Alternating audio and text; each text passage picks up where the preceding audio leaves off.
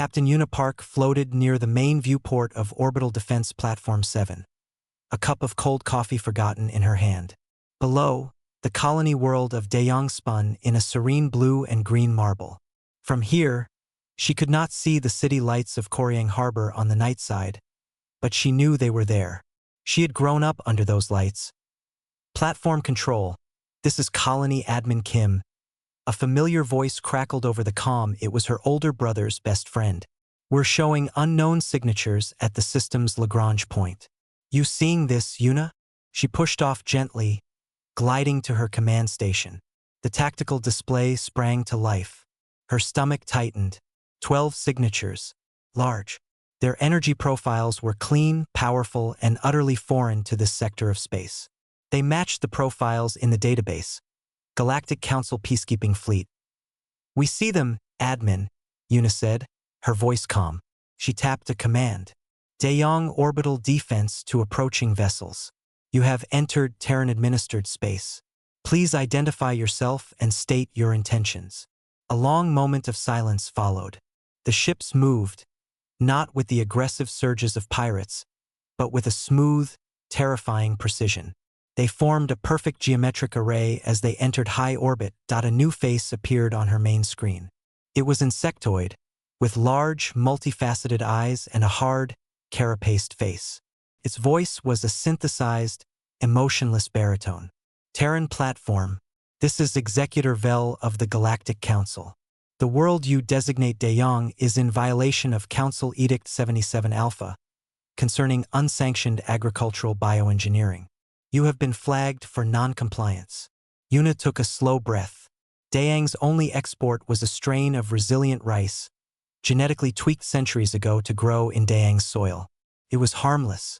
Executor Vel, we were not notified of any violation. Our colony is open to inspection and dialogue. Please, transmit the relevant documentation, and we can schedule a meeting planetside. Documentation has been transmitted to your governing body on Earth. Compliance is not a negotiation. Dayang's agricultural output is hereby quarantined. All orbital and interstellar infrastructure will be surrendered to Council control for decontamination. Yuna felt a chill. Decontamination was a broad, scary term. She looked at the feed from Koryang Harbor. It was dawn there. People were starting their day. Fishing boats were heading out. The massive, continent-spanning fusion power plant on the northern coast hummed peacefully, providing energy for the entire continent. Executor, our infrastructure is our life. Surrendering it would cause catastrophic systemic failure on the planet. We are willing to comply with a quarantine, but we must maintain power, water, and orbital support for our population. The executor's head tilted slightly. Your local concerns are noted. However, the risk of biocontamination to the galactic biosphere cannot be tolerated. The non-compliant infrastructure must be neutralized. This is the civilized path. You have 1 standard hour to evacuate key personnel from the primary fusion facility, the hydroelectric dam complex, and the main spaceport. Panic, sharp and cold, shot through Yuna. He wasn't talking about bombing cities. He was talking about cutting the planet's arteries. That is not an evacuation order. That is a death sentence for millions. The fusion plant powers the water recyclers and climate grids. The dam provides irrigation for half the continent. You can't. The method is precise and clean, Vel stated, as if correcting a child. We target the technology, not the biological units. Collateral damage is a result of your dependency, not our action. The war will be civilized. 1 hour. The channel went dead. Chaos erupted on the platform. Yuna slammed her fist on the comm. All channels. Broadcast to the colony. This is not a drill. Evacuate Koryang Harbor. Get inland to high ground. Get away from the dam and the spaceport. She knew it was hopeless. An hour? With no working shuttles on the pad? They were farmers and fishers, not soldiers. She opened a laser-tight beam to Earth. United Terran Command, this is ODP-7 at Dayong. We are under ultimatum from Galactic Council forces. They intend to destroy planetary infrastructure. Millions at risk. Request immediate diplomatic intervention. Please, someone answer. The response was a looping automated message about signal delay and diplomatic channels being engaged. The hour passed like a single held breath. Yuna watched the planet below. She saw the tiny specks of civilian freighters trying to lift from the spaceport, clogging the lanes in panic. Executor Vel's face returned. The hour has passed. Non-compliance is confirmed. Executing Protocol 7. Planetary pacification. Observe the civilized way. The Council fleet fired. It was not the fiery missile barrage of human wars. It was silent from this distance. Slim lances of brilliant blue energy shot down from the heavens. They did not aim for the population centers of Koreang Harbor. The first lance struck the fusion plant. There was no giant explosion. Instead, a sphere of blinding white light consumed the complex. Then, darkness. A wave of blackness spread out from the coast as the power grid failed. The second lance hit the massive hydroelectric dam in the eastern mountains. The structure didn't shatter. It simply vaporized at the point of impact. A mountain of stored water, suddenly unleashed, began its slow, terrible roar down the valley towards the farmlands and towns below. The third and fourth lances struck the main spaceport. The landing pads, the control towers, the fuel depots, all vanished into those silent spheres of light. The civilian freighters still on the ground were gone. Those in the air tumbled from the sky like burning leaves as the shockwaves and debris hit them. Yuna screamed. She screamed orders that had no meaning. Her weapons officer, a young man named Min, fired their meager defensive lasers at the Council ships. The beams dissipated harmlessly against their shields.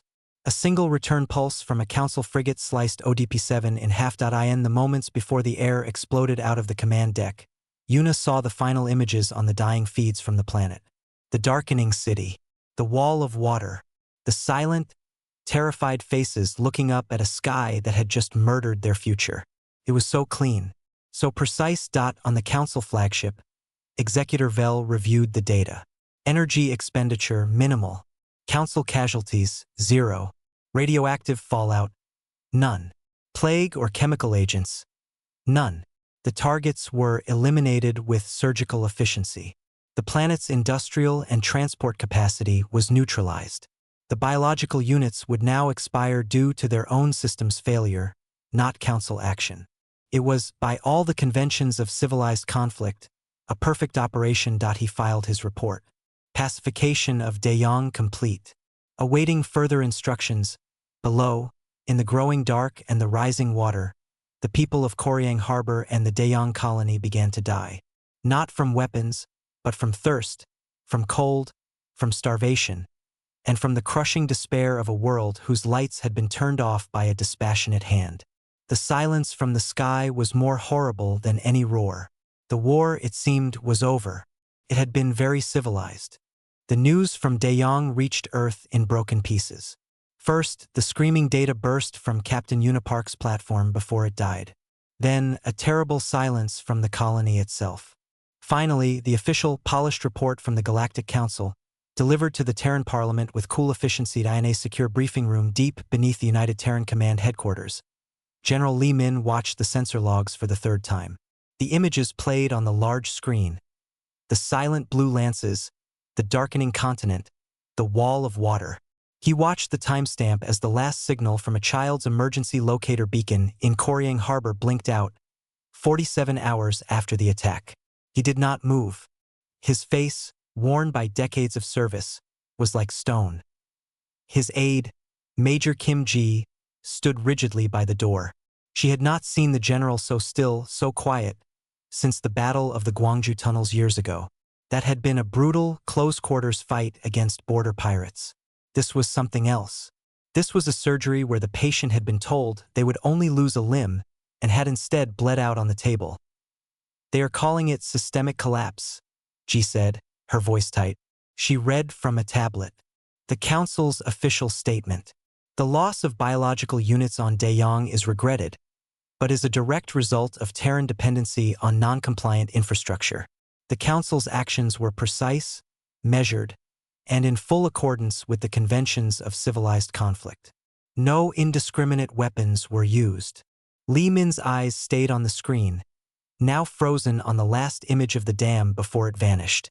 3 million people, he said softly. Farmers, engineers, children. They did not die from a bomb. They drowned in the dark because someone turned off the lights. He finally turned, his dark eyes meeting G's. Do you understand the evil of that, Major? They have found a way to kill us and feel clean about it. A summons came. The Galactic Council had convened an extraordinary session. The Terran ambassador was required to attend. The Parliament, reeling and desperate to avoid a second De Jong, ordered General Li to prepare a statement. A strong condemnation, but one that stayed within diplomatic parameters. They needed to protest, not provoke. Li returned to his office, a sparse room decorated only with a few framed photos of soldiers he had served with. He sat at his desk and drafted the statement. He used the words they wanted. Unacceptable loss of life. Deeply regrettable actions. A call for independent investigation. The necessity of adhering to humanitarian principles. He read it over. The words were empty. They were the kind of words spoken in rooms with nice carpets, about people who had died in the mud and the cold. They were civilized words for an uncivilized act. He deleted the file. He then created a new, blank document. For a long time, he just stared at the blinking cursor. He saw not the council's insectoid executor, but the faces from his own past. The young private who had died holding a tunnel junction, not from an elegant energy beam, but from a piece of shrapnel in his gut. The enemy pirate who had surrendered, not because his infrastructure was gone, but because he was terrified of the haunted, mud-covered humans emerging from the ground with knives. War, in Li Min's experience, was not civilized. It was ugly, personal, and loud. The council had removed all of that. They had made it a quiet, administrative task. Major G entered without knocking, her composure cracked. The ambassador's feed from the council chamber is live, sir. You should see this. Li turned his monitor. The Galactic Council chamber was a vast, circular room of gleaming metal and soft light. Representatives of a dozen species sat in graceful tiers. The Terran ambassador, a woman named Sue, stood at a small, isolated podium. She looked very small. Executor Vel's image was displayed on the main screen. He was playing a recording. It showed the blue lances striking Dayang's infrastructure from a distant, clean angle. There were no screams, no faces, just silent flashes on a planetary surface. You see, Vel's synthesized voice explained to the chamber. The targets were purely technological. No population centers were struck. No radiological, biological, or chemical agents were deployed. The subsequent difficulties on the planet are a tragic demonstration of Terran fragility, not council aggression. This is the civilized way of war. It removes the capacity to harm, not the biological units themselves. It is efficient and it is clean. Ambassador Sue found her voice. Executor, you destroyed the systems that provided water, power, and heat for millions. Calling that clean is an abomination. Another counselor, a being with silvery skin, spoke. Ambassador, your emotional response is understandable but misplaced. Is it more civilized to fire weapons into your cities? To poison your atmosphere? We chose the path of minimal lasting damage to the biosphere. The planet will recover in time. Your people's lack of preparedness is not our failing. Li watched the ambassador's fists clench. He saw the frustration, the horror, trapped in a debate about definitions. They were arguing about the method of murder, not the fact of it. The chamber was agreeing with Vel. What was a few million lives measured against a clean biosphere and proper procedure? The feed cut. The ambassador was escorted out. The session was over. Major G was trembling with rage. They're monsters. They think they're angels, but they're monsters. Li Min stood up and walked to a small cabinet. He poured 2 glasses of water. He handed one to G. His hand was steady. Sit, Major. She sat, confused. What is the purpose of war, G? Li asked, looking at his glass. To defeat the enemy, sir. How do you know you have defeated them? When they surrender. When they can no longer fight. Lee nodded. The Council believes you defeat an enemy by making their technology stop working. They believe if a society's machines break, its will breaks. It is a logical idea. Clean. Civilized. He took a sip of water. It is also wrong. Human history is written by people whose machines broke, who kept fighting with sticks and stones and bare hands. They have never seen that. They have never had an enemy rise from the rubble, covered in dust and blood, and keep coming.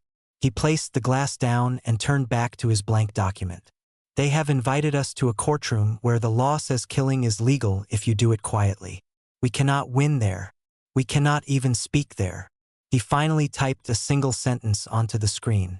It was not the Parliament statement. In a more civilized ward. He looked at it for a moment, then saved and encrypted the file. He looked at Major G. Get me Commander Park Jun. His sister was the captain of ODP-7.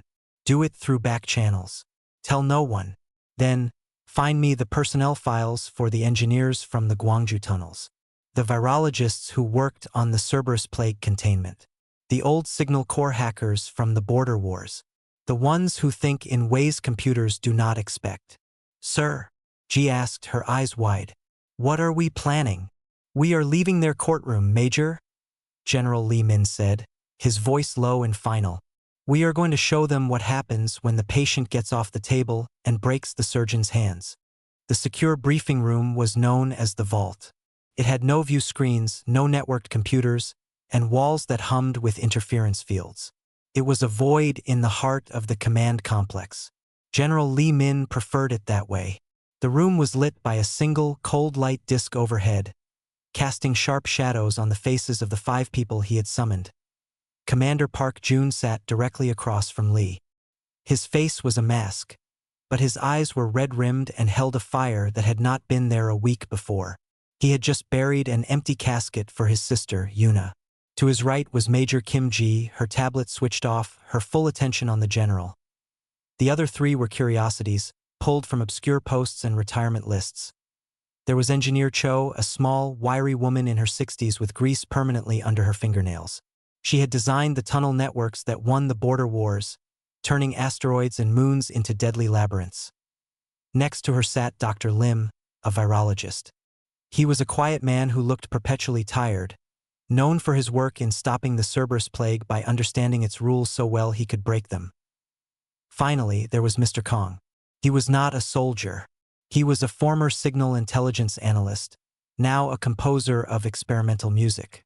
He understood patterns, noise, and how to make one sound like the other. Lee did not sit. He stood at the head of the plain table, his hands flat on its surface. You have all seen the reports from De Yong, he began, his voice echoing slightly in the bare room. The Galactic Council calls it civilized war. I call it a lie wrapped in clean metal. They believe if you break a society's machines, you break its will. They believe war is a matter of turning off switches. He looked at each of them. We are going to teach them they are wrong. But we will not do it by building bigger ships or brighter lasers. We will use what they ignore, what they despise, and what they do not understand. Park Jun's voice was a low growl. What is the mission, sir? The mission is to redefine the battlefield, Lee said. To make it a place where their logic fails and their cleanliness is a weakness. He turned to Engineer Cho. Engineer, the Guangzhou tunnels. Why did the pirates surrender? Cho blinked, her mind shifting from blueprints to memory. They had the orbital control, the bigger guns. We were trapped, so we stopped fighting their war. We dug, not just for cover. We dug into their positions. We came up through their floor grates. We turned their clean corridors into a nest of holes. They never knew where we would be. It wasn't the killing. It was the unpredictability, the dark spaces. Lee nodded. They fear disorder. They fear the illogical. He looked at Dr. Lim. Doctor, the Cerberus plague. It was a smart weapon. It targeted specific genetic markers. Lim adjusted his glasses. Yes, very clean, very civilized. It aimed only at the enemy combatant genotype. It failed because it was too perfect. Life is messy. A single mutation in the virus, a random shift in a host's immune system, and the perfect weapon became harmless. I had to think like the plague to stop it, to be more chaotic than it was. Chaos, Lee repeated. He finally looked at Mr. Kong. You make music from the sounds of broken machinery and crowded streets. You hear a different kind of signal. Kong, a man of few words, simply said, their communications are a perfect, clean frequency, like a single, pure note. It is beautiful and very fragile. True sound has grit. It has distortion. It survives. Lee pushed a simple data chip across the table. This is the start, not a battle plan, a philosophy. We are not fighting a fleet. We are infecting a mindset. Commander Park, you will have a tactical command. But your weapons will not be what you expect. You will use what Engineer Cho, Dr. Lim, and Mr. Kong create. Park Jun stared at the chip. What is our first target? Another of their fleets. Our first target is their certainty, Lee said. They are watching us. They expect grief or rage or a polite protest. They expect us to act within the lines they have drawn. We will not. We will show them a shadow they cannot categorize. He activated a small, offline projector. A star map appeared above the table.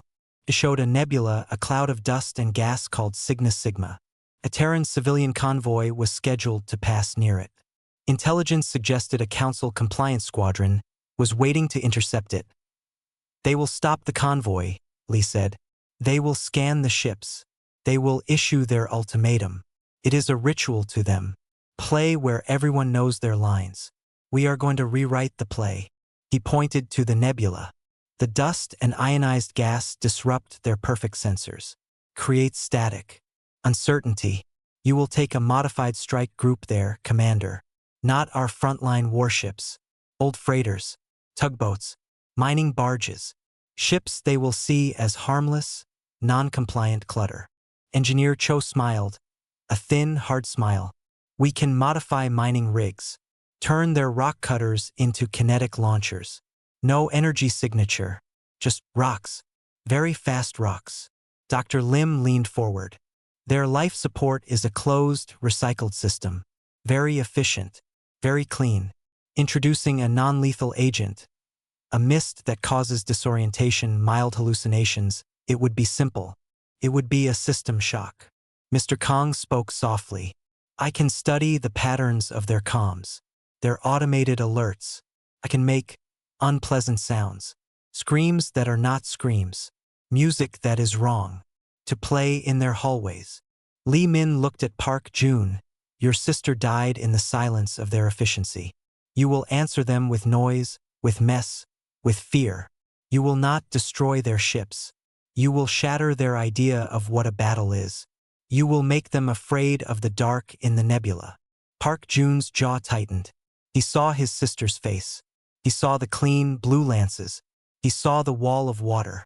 The rage in him wanted a fireball, a cataclysm. But the general was offering something else. Something colder and deeper. They will call it barbaric, Park Jun said. They called Daeyong civilized, Lee Min replied, his voice like iron. We are done with their names for things. We will speak a language they have forgotten. The language of survival. Of the fist in the dark. Not the dueling pistol in the sun.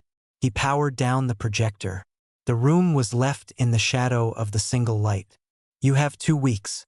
Work together. Think like they cannot. Use the oldest tools we have.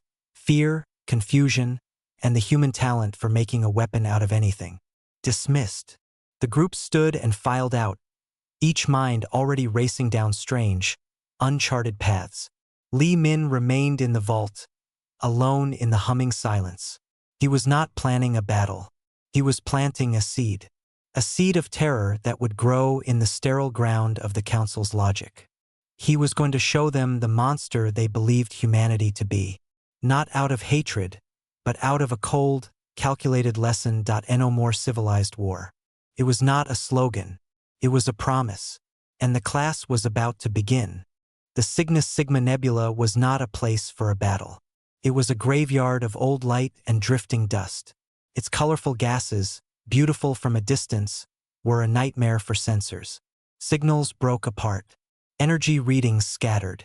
To the Galactic Council's compliance squadron, it was simply a piece of ugly space to be endured while they performed their duty. The squadron, 3 sleek frigates led by the judicious hand, waited at the nebula's edge. Their commander, Sub-Executor Tull, reviewed the data on the approaching Terran convoy. 5 civilian freighters, 1 old passenger liner. No military escorts. It was a standard non-compliance intercept. The freighters were carrying restricted microfusion components. The procedure was clear. Halt the convoy, declare the violation, confiscate the cargo, and issue a citation to the Terran government. It was orderly. Civilized. On the bridge of the judicious hand. Everything was quiet. The officers monitored their perfect systems. The air was filtered and calm. They saw the Terran ships emerge from the deeper dust clouds, their shapes fuzzy on the scanners. Open a channel on the standard band, Sub-Executor Tull said. His insectoid fingers tapped a console. Terran vessels. This is the Galactic Council Compliance Squadron. You are transporting prescribed technology. Cut your engines and prepare for boarding and cargo inspection. Resistance is illogical. The expected response was panic, or pleading, or sullen compliance. Instead, the lead freighter, a bulky ore hauler, sent back a burst of static. Then a voice came through, but it was wrong. It was a human voice, but it was singing a low, tuneless song. It was the sound of a man humming to himself. Unaware his comm was open, Tull's antennae twitched in irritation. Terran vessels, your communication is flawed. Cease transmission and comply. Another ship answered. This time, it was the sound of metal scraping on metal, loud and jarring, followed by a burst of laughter. Then, silence. On the modified mining barge Stonecutter, Commander Park Jun watched the council ships on a passive scanner. The screen was full of static ghosts, but the 3 hostile signatures were clear. He stood in a control room that smelled of oil and welded metal. Engineer Cho's team had worked miracles. The barge looked like a piece of junk, but beneath its hull were racks of magnetic rails, loaded not with missiles, but with dense asteroids the size of ground cars. They are confused, Park Jun said, his voice calm. He thought of his sister, Yuna, trying to reason with them. He pushed the memory down. Today, there would be no reasoning. Begin Phase 1. Target their sensor arrays. Let's make them blind. On the judicious hand, a junior officer spoke up. Sub-Executor, I am receiving multiple small, fast-moving contacts from within the nebula dust. They have minimal energy signatures, possibly natural debris. Screen them out, Tull said. He was growing impatient. This was not how the ritual went. The rocks hit. They were not explosive. They were simple kinetic killers. The first one struck the judicious hand's long-range sensor mast, smashing it into twisted metal. The second struck a frigate's shield emitter housing. The shields held, but the impact was a violent physical jerk, a sensation the perfectly balanced ship was not designed to handle. Alarms sounded, clean and logical, warning of physical damage. Return fire. Target those mining barges, Tull ordered. The council frigates fired their elegant energy lances.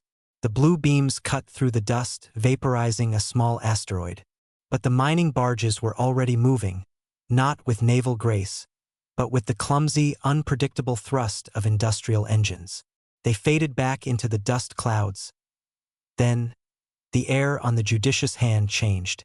A fine, pearlescent mist vented from the life support grills. It was odorless. It was Dr. Lim's cocktail. Non-lethal, but deeply disruptive to the specific neurochemistry of the Council's primary species. At first, the officers on the bridge simply felt awed. The clean lines of their consoles seemed to waver. The constant, soft hum of the ship sounded like it was developing a stutter. Sub-Executor Tull blinked, and for a second he saw double. A wave of dizziness passed over him. "Life support report," he said, his voice sounding strange in his own ears. Before a report could come, the comms erupted. Not with voices but with sound. Mr. Kang's composition flooded every channel and internal speaker. It was a layered horror of noise. The shriek of bending metal, the distorted cries of unknown animals, a child's laughter spliced over the sound of breaking glass, and beneath it all, a deep, rhythmic thumping like a giant heart. It was chaos given voice. It was the absolute opposite of the council's pure, clean frequencies. On the bridge of the stonecutter, Park Jun heard the cacophony through his own monitors. He saw the 3 council ships on his screen, their movements becoming erratic. They were firing their energy lances at sensor ghosts, at drifting dust. They were turning in slow circles, confused. Phase 2, Park Jun said. Borders away.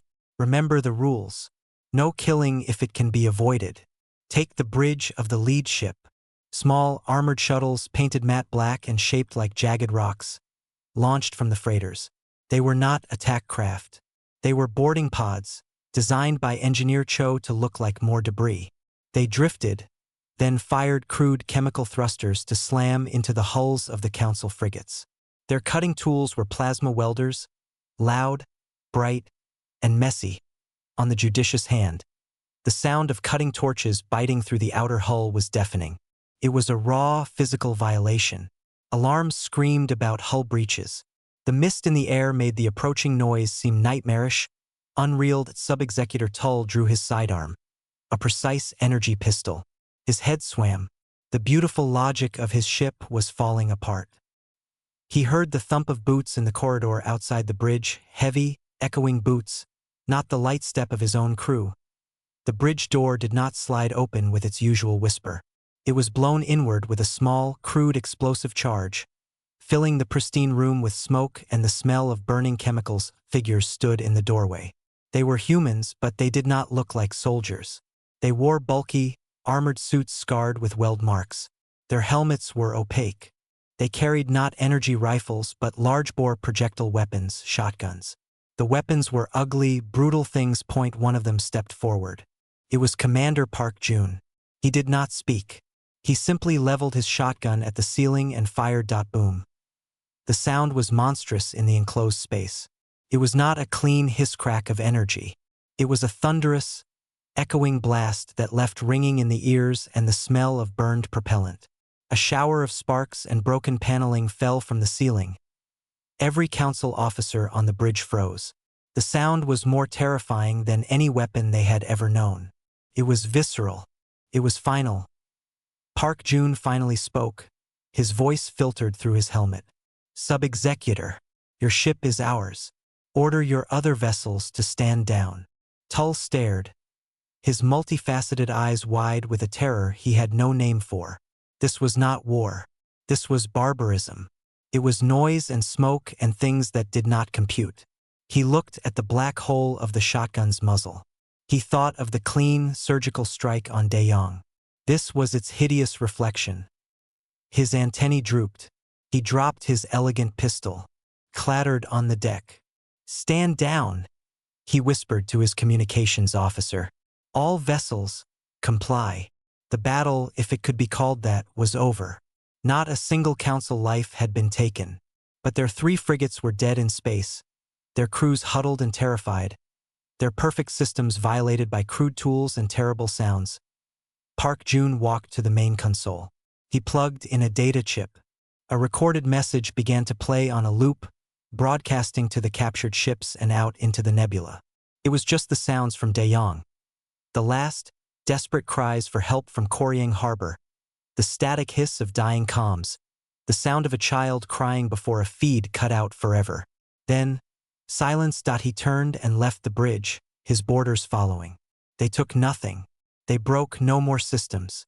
They simply left the council crew in their broken, silent ship, with the ghosts of De Jong whispering in their ears. Back on the stonecutter, Park Jun removed his helmet. He was not smiling. He felt no glory. He only felt a cold, hard satisfaction. They had not fought a civilized war. They had brought a nightmare into the light. And for the first time, the Galactic Council had looked into the dark and been afraid. The first news came not from official reports, but from the shivering whispers of the rescued crews. The 3 Galactic Council frigates were found adrift at the edge of the Cygnus Sigma Nebula. Tug ships had to retrieve them. The crews were medically unharmed, but they were not well. They spoke in fragments about mist that made the walls breathe, about terrible sounds in the dark, and of humans who walked through smoke carrying weapons that roared like ancient beasts. The official council report was brief and confused. It spoke of unconventional, barbaric tactics, and gross violations of the conventions of civilized conflict. But it could not clearly describe the enemy or the weapon. There was no radiation signature to condemn, no biotoxin to identify, no new energy weapon to fear. There were only broken sensor masts, cuts in hulls made by crude tools, and crews suffering from what was diagnosed as acute psychological disorientation. The high chamber of the Galactic Council was a storm of silent outrage. The recording from Sub-Executor Tull's bridge played for the gathered representatives. They saw the smoky breach, the bulky human figures, heard the monstrous boom of the shotgun. Many looked away. It was not the violence that offended them. It was the style of it. It was ugly. It was personal. It was uncivilized. Executor Vel, the architect of De Jong, stood to speak. This is the Terran's answer to a measured enforcement action. They have chosen the path of the savage. They reject order, logic, and clean warfare. They embrace chaos and terror. This cannot be tolerated. We must respond with overwhelming, definitive force. We must sterilize their command world, Earth, of its military infrastructure. A clean, surgical demonstration. The debate was short. The fear in the room was not of human weapons, but of human thinking. They had seen a ghost from a past they thought they had evolved beyond. The vote was nearly unanimous. Earth would be pacified. The order was drafted. A fleet would gather. Protocol 7 would be executed on a global scale. The lights of human civilization would be turned off once and for all. It was the only logical response. Before the order could be sent, a request came from the Terran government. A request for a direct, galaxy-wide communication. The Council, believing it to be a surrender or a final plea, granted it. They expected a politician, or perhaps a weeping diplomat. They did not expect General Li Min. The feed went live across 1,000 worlds. The Council saw a human male, older, with short gray hair and a face that looked like it had been carved from stone. He did not stand on a bridge or in a grand hall. He stood in a simple gray room before a plain wall. He wore a standard duty uniform, no medals. His hands were at his sides. He looked directly into the camera. There was no anger on his face. There was no pleading. There was only a terrible, weary calm. People of the Galactic Council. He began, his voice quiet but clear, each word falling like a drop of cold water. You murdered 3 million human beings on the world of De Jong. You murdered them with silence and darkness. You called it civilized. You defined your crime by the weapons you did not use. On the council feed, Executor Vel shifted. This was not the script. You showed us the precision of your cruelty, Li Min continued. You believe that breaking a society's machines is a clean way to break its will. You believe war is an engineering problem. You are wrong. He paused, letting the silence hang in the air of 1 million viewing chambers. War is not engineering. War is a contest of wills. You broke our machines at De Jong. You did not break our will. You awakened it. His eyes seemed to grow darker, looking into the lens as if he could see each counselor watching. You have invited us to a courtroom where the law says a slow death is legal, and a quick one is a crime. We reject your courtroom. We reject your laws. We reject your definitions of clean and civilized. He took a single, slow breath. The next words were spoken softly, but they were the loudest thing anyone had ever heard. So this is my response. This is the only response left. He leaned forward just slightly. The movement was small, but it felt immense. No more civilized war. The 4 words echoed in the silence. From this moment, any council vessel that threatens our people will meet the uncivilized. Any council soldier will face the terror they think is beneath them. Any council world that raises a hand against humanity will learn what it means to fear the dark, to fear the noise, to fear the enemy who does not fight the war you have written. He was not shouting. He was stating a fact. You made this choice when you turned off the lights and let a world drown in the quiet. You showed us the monster you believe lives in the shadows. So we will step out of the shadows. We will be the monster you fear. He straightened up. This is not a declaration of war. You started that war. This is a statement of fact. The civilized war is over. You ended it. What comes next will be on your heads. We will simply be what you made us. The transmission ended. The screen went black. In the high chamber, the silence was absolute. It was a different silence than the one that had followed De Jong. That had been the silence of satisfaction, of a job done well. This was the silence of a door slamming shut and a lock clicking into place. This was the silence before a storm. Executor Vell was the first to speak, his voice tight with fury. A bluff, a pathetic attempt to frighten us with primitive theatrics. The fleet will proceed. We will wipe their insolence from the stars. But other counselors did not meet his eyes. They were thinking of the shotgun blast on the bridge recording. They were thinking of the mist, the sounds, the fear in their crew's eyes. They were thinking of the quiet, cold face of the human general who did not look afraid, but who looked resolved. He had not promised fire and destruction. He had promised fear. And fear was a weapon they had forgotten how to counter. The order to attack Earth was still given. The fleet began to gather. But for the first time in centuries, doubt slithered through the clean, logical corridors of the Council. They had a plan for every weapon, for every technology. They had no plan for an enemy who looked at their perfect, civilized war and said, simply, no more. They had no plan for the thing that was now awake in the dark, speaking a language they no longer understood. The war was not over. It had just changed its name. The order to pacify Earth was given. The Grand Compliance Fleet assembled. 100 gleaming ships in perfect formation. It was the largest military force the Galactic Council had dispatched in 5 generations. On paper, it was invincible. This mission was clear, logical, and clean. But something had changed. The crews were not the same. News of Cygnus Sigma had spread through whispers. The official report said, barbaric tactics. But the stories told in the mess halls spoke of ghosts in the nebula, of madness in the air, and of a sound like the end of the world coming from a human weapon. The perfect certainty of the council soldier was now tinged with a low, humming anxiety. The human response to the fleet's assembly was not what they expected.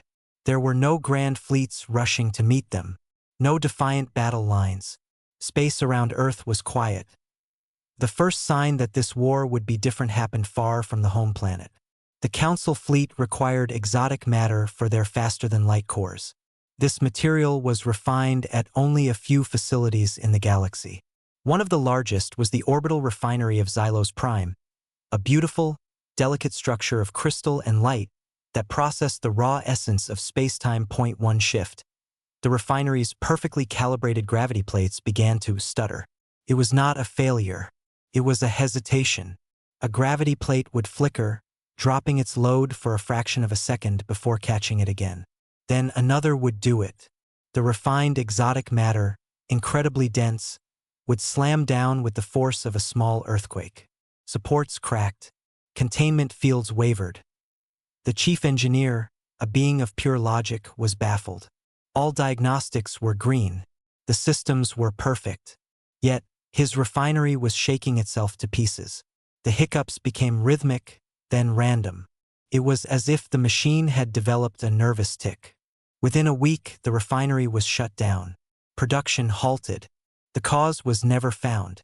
It was as if the laws of physics themselves had become slightly unruly. On the Council fleet's journey, ships began reporting strange, localized failures. The Clarity of Purpose found its water recyclers producing liquid that was chemically pure but tasted like soil and metal. The crew could not drink it. The Unwavering Resolve had its internal communication system become haunted by faint, echoing whispers that spoke no known language, just behind the main channel. Frayed nerves. Then, the illness came. It did not start on a warship, but on a lush council garden world, a planet of administrators and thinkers. A mild, non-lethal gastrointestinal virus began to spread. It was undignified, humiliating, and relentless. It targeted the specific gut flora of the dominant council species. It spread through their impeccably clean air recyclers. Soon, half the planetary bureaucracy was incapacitated, not by pain, but by profound embarrassment and discomfort. The virus was a masterpiece of petty, brilliant malice. It did not kill. It mocked. Back on the fleet flagship Judgment of Dawn, the Admiral received worse news. Their long-range scouts near human space had simply gone quiet. Not destroyed. They stopped reporting. When a rescue frigate found one, it was intact. The crew was alive, locked in their own brig. They had done it to themselves. They babbled about the lights in the ship's corridors changing color, about the doors opening and closing on their own, about a pervasive feeling of being watched by the ship's own cameras. The ship's AI was fine. The logic was intact. The sanity was not. Major Kim Ji, on a darkened command ship hidden in the asteroid belt, oversaw this campaign of whispers. She was not a soldier in the traditional sense now. She was a director of unease. Engineer Cho's teams had planted subtle vibration devices on the refinery, tuned to resonant frequencies. Dr. Lim tailored mockery virus was dispersing from harmless-looking comet dust. Mr. Kang's audio ghosts were being injected into tight beam communications. They are looking for an enemy to fight, Ji said to General Lee over a secure line. They are ready for lasers and missiles. They are not ready for their own tools to feel spiteful. Lee's response was always the same. Continue. Keep it erratic. Never let them predict the next illogic. The Grand Fleet finally reached the solar system. They expected minefields, orbital forts, desperate last stands. They found quiet. Earth glowed blue and peaceful below. The moon was silent. The Admiral ordered the fleet to assume Protocol 7 formation. They began to power their primary energy lances. The targeting computers locked onto Earth's major power grids, offshore fusion platforms, orbital elevators. That was when the lights on the Judgment of Dawn went out. Not a power failure. The main lighting simply dimmed to a deep, bloody red. At the same time, every external comm channel burst open. A sound poured into the bridge, into every crew compartment on every ship. It was not Mr. Kang's complex horror this time. It was simpler. It was the sound of a human crowd. Not screaming, not yelling. The sound of a busy market street on Earth. The clatter of dishes, fragments of conversations in a dozen languages. A street musician's tune. The distant horn of a ground car. Children laughing. It was the sound of life. Normal, messy, vibrant human life.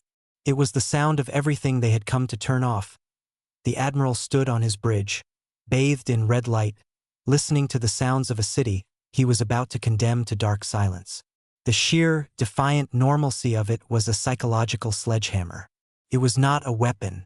It was a mirror. Find the source. Block it, he roared. They could not. The signal was everywhere and nowhere, broadcast on 1,000 frequencies at once, piggybacking on their own systems. Then, from the dark side of the moon, a single small ship emerged. It was an old Terran corvette, unarmed.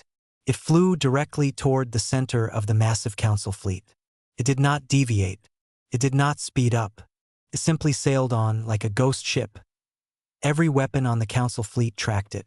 But no one fired. They were waiting for the trap, for the hidden fleet, for the superweapon.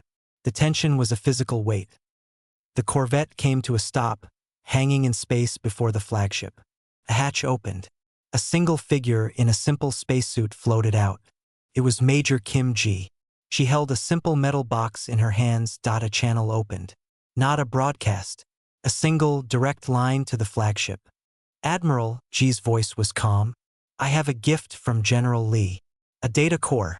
It contains the names, faces, and last recorded messages of the 3,214 human beings who died on Daeyong.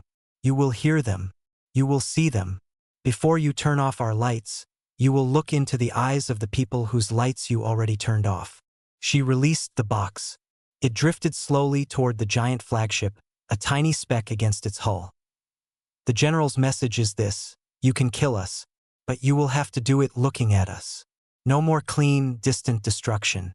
No more civilized silence. From now on, you will know exactly what you are doing. And so will the whole galaxy. She turned her suit jets on and floated back to her corvette. The ship turned and left, moving slowly back toward the moon on the bridge of the Judgment of Dawn. The admiral stared at the small, drifting box. The sounds of the human city still played in the red light.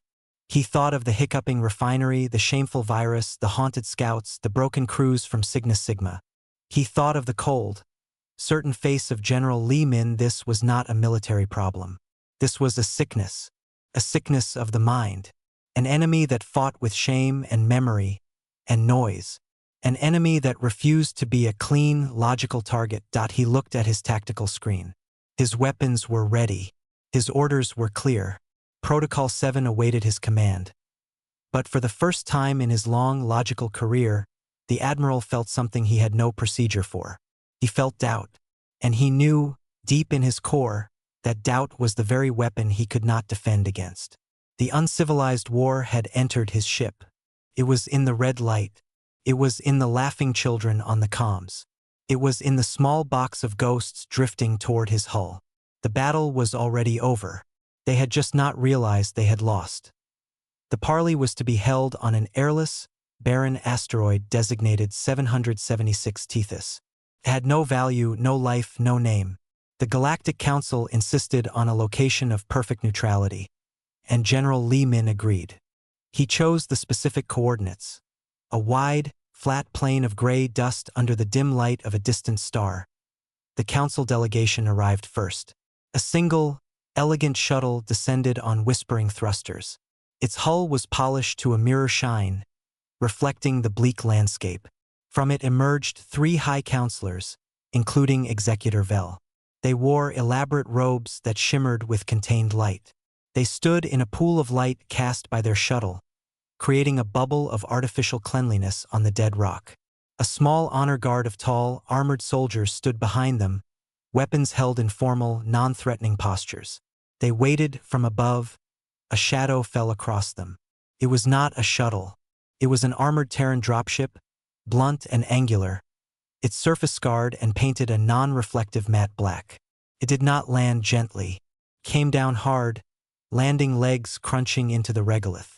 The dust it kicked up hung in the vacuum, a slow-falling cloud that drifted toward the council's bubble of light. A ramp lowered.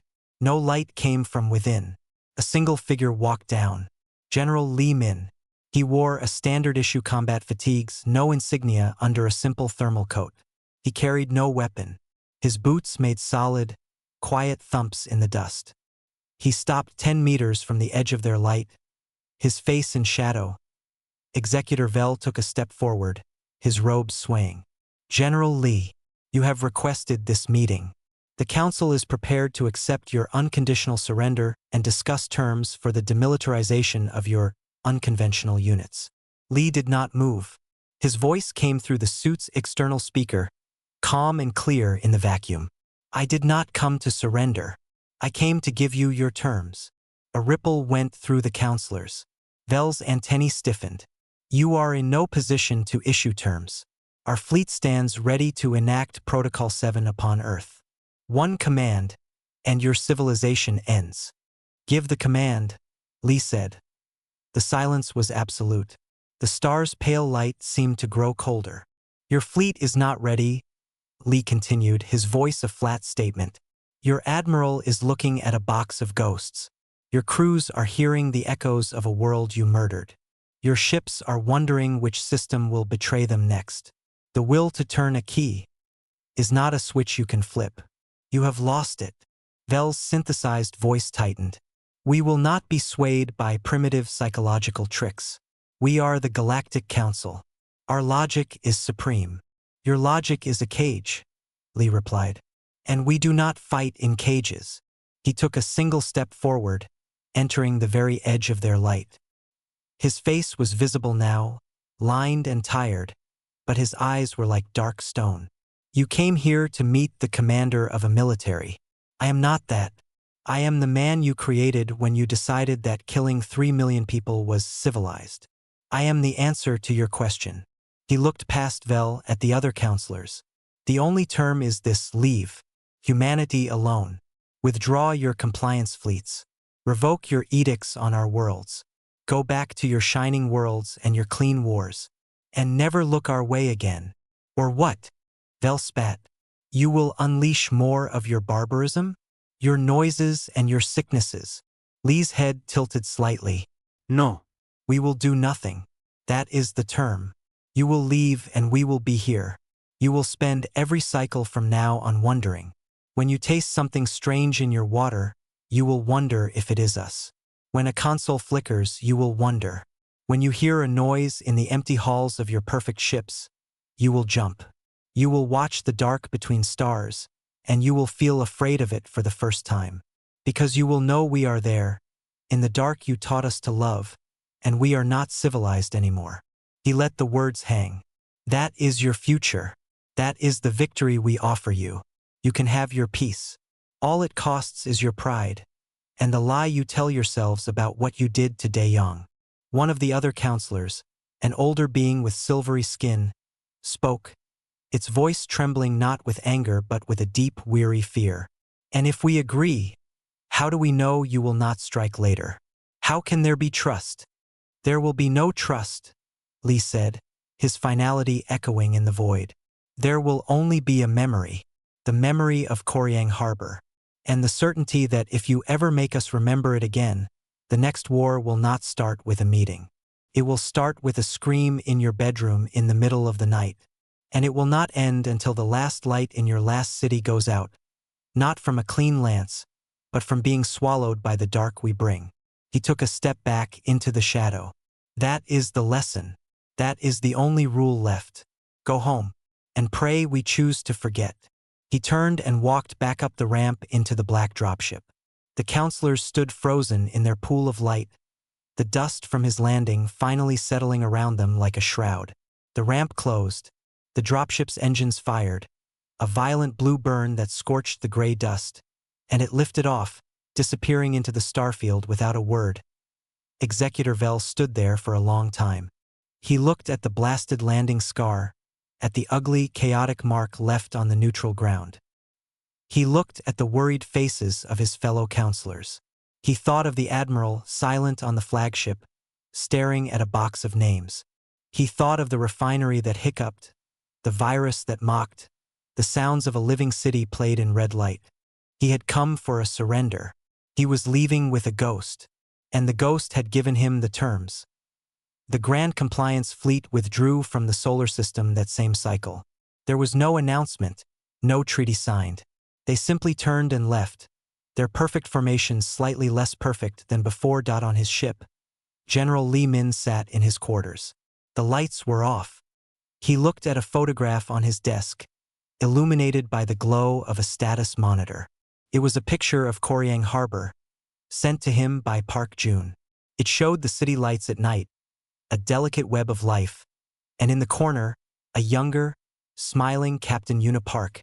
He had not won a war. He had ended one by showing the enemy the cost of starting the next. It was not a victory of weapons, but of will.